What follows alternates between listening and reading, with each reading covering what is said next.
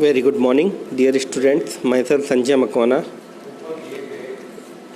आज का जो हमारा टॉपिक है वो MA 308 का है, व्हीकल टेक्नोलॉजी का। जैसे कल हमने स्टार्ट किया था फ्रिक्शन क्लच, आज उसी को आगे बढ़ाते हुए अपन सिंगल प्लेट क्लच की स्टडी करेंगे और फिर उसके बाद में आगे अपन दूसरे क्लचेस के बारे में बात करेंगे। तो जैसा मैंने आपको कल बताया कि क्लच क्या होता है और क्लच की रिक्वायरमेंट क्यों होती है, क्या क्या चीज़ उसके लिए ज़रूरी है, किस किस टाइप के क्लच होते हैं, राइट, और कौन कौन सी इसकी रिक्वायरमेंट होती है, ये अपन कल बात कर चुके हैं, कल चर्चा कर चुके हैं कल वाली वीडियो के अंदर। आज का जो वीडियो है वो मैं थोड़ा सा आपको बैक ले जाऊंगा, थोड़ा सा आपको ब्रीफ करूंगा सिंगल प्लेट क्लच के लिए, क्योंकि बिना इसको रिमाइंड करे, बिना इसको अपन रिवाइज करे अपन डायाफ्राम क्लच को नहीं समझ पाएंगे। तो उसके लिए बहुत ज़रूरी है कि आज अपन सिंगल प्लेट क्लच की स्टडी करें। तो ये स्क्रीन पे जो देख रहे हो आप, ये सिंगल प्लेट क्लच है, आप इधर देख सकते हो, ये सिंगल प्लेट क्लच है जिसकी स्टडी अब देखिए। इसमें कौन कौन से कंपोनेंट होते हैं। ये फ्लाईव्हील है जो क्रैंक शाफ्ट से जुड़ी रहती है, जिनको इंजन शाफ्ट भी अपन बोलते हैं। फिर इसी के बीच में ये क्लच प्लेट लगी हुई है, राइट, और इसके पीछे की तरफ ये प्रेशर प्लेट है, ये प्रेशर प्लेट है, ये क्लच प्लेट है और ये फ्लाईव्हील है। आप देख सकते हैं तीनों मैंने आपको डायग्राम की मदद से बताने की कोशिश करी है।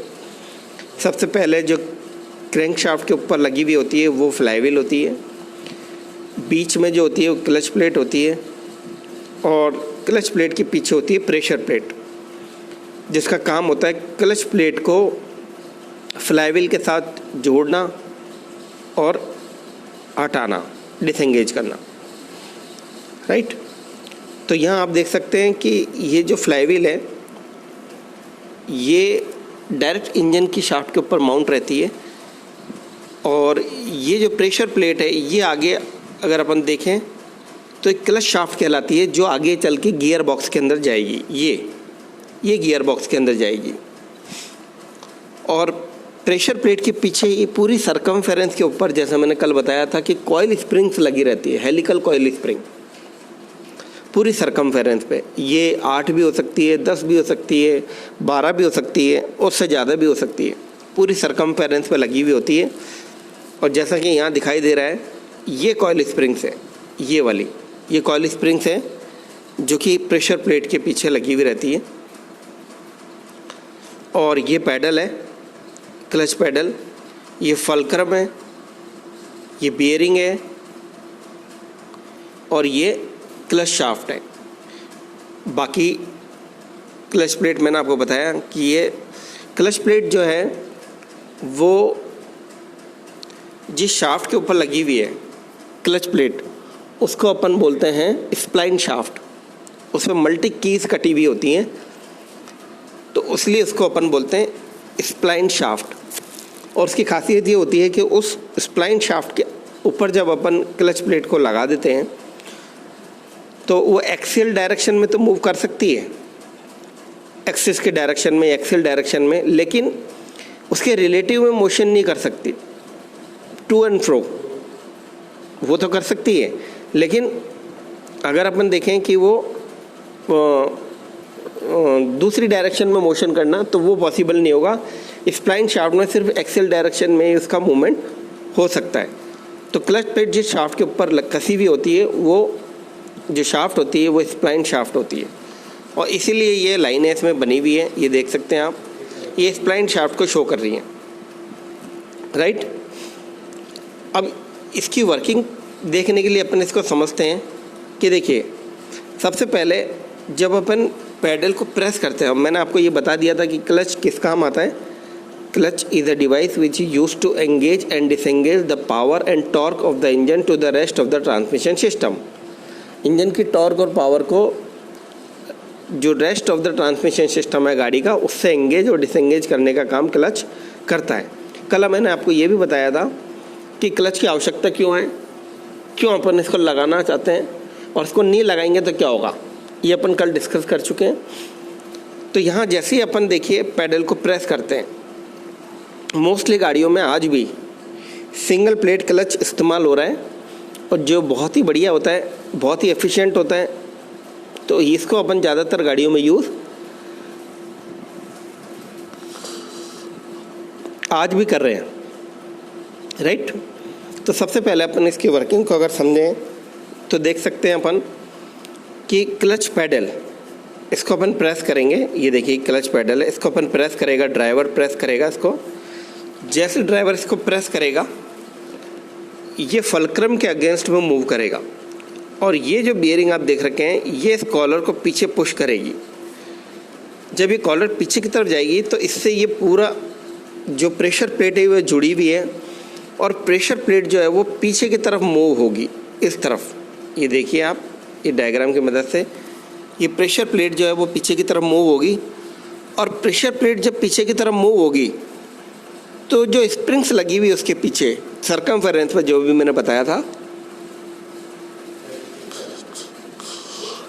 वो सारी की सारी स्प्रिंग को प्रेस करते हुए, स्प्रिंग को दबाते हुए प्रेशर प्लेट पीछे आ जाएगी। सारी की सारी जो स्प्रिंग्स है जो हेलिकल उसमें लगी हुई है सर्कमफेरेंस के ऊपर, वो सारी की सारी कंप्रेस हो जाएंगी और पीछे की तरफ दब जाएंगी और प्रेशर प्लेट जो है वो पीछे आ जाएगा। जैसे ही प्रेशर प्लेट पीछे आएगी क्लच प्लेट जो है वो रिलीज़ हो जाएगी और फ्री हो जाएगी और उसका जो कांटेक्ट है वो फ्लाईव्हील से टूट जाएगा। अब वो उसके साथ चिपकी भी नहीं रहेगी, वो फ्री हो जाएगी। तो कहने का मतलब है फ्लाईव्हील घूमेगी और क्लच प्लेट जो है वो फ्री हो जाएगी। अब क्लच प्लेट नहीं घूमेगी, थोड़ा बहुत जो इनर्शिया है उसका वो उसकी वजह से घूमेगी और फिर धीरे धीरे वो रेस्ट में आ जाएगी और ये डिसएंगेज की पोजीशन हो जाएगी। तो जब भी हम क्लच पैडल दबाते हैं, ये ध्यान रखना, हम क्लच को डिसएंगेज करने के लिए क्लच पैडल दबाते हैं।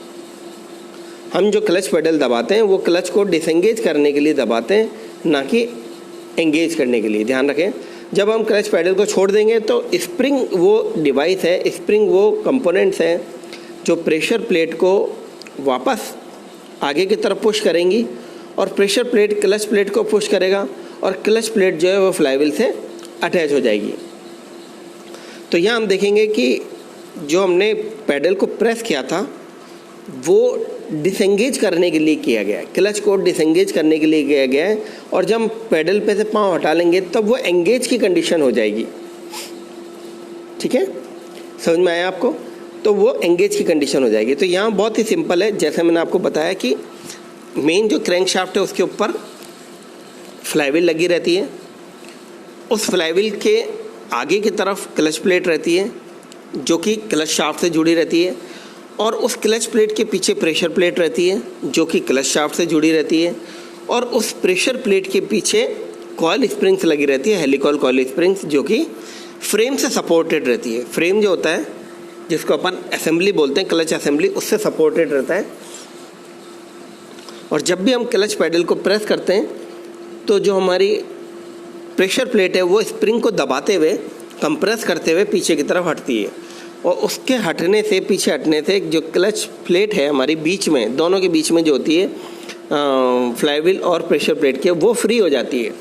उस पर किसी तरह का जो बल है वो ख़त्म हो जाता है, उस पर जो एक्चुअल फोर्स लग रहा था वो ख़त्म हो जाता है और जिससे वो फ्री हो जाती है। और फ्री होने से अब जो पावर ट्रांसमिट हो रही थी या टॉर्क ट्रांसमिट हो रहा था फ्लाईव्हील के थ्रू, वो रुक जाता है, वो ख़त्म हो जाता है, वो रुक जाता है, डिसएंगेज हो जाता है, जिससे अब आगे पावर जाना बंद हो जाती है, जिससे अब व्हील तक पावर जाना बंद हो जाएगी और व्हील अब धीरे धीरे जब पावर जाना बंद हो जाएगी तो धीरे धीरे रुकने की अवस्था में आ जाएंगे।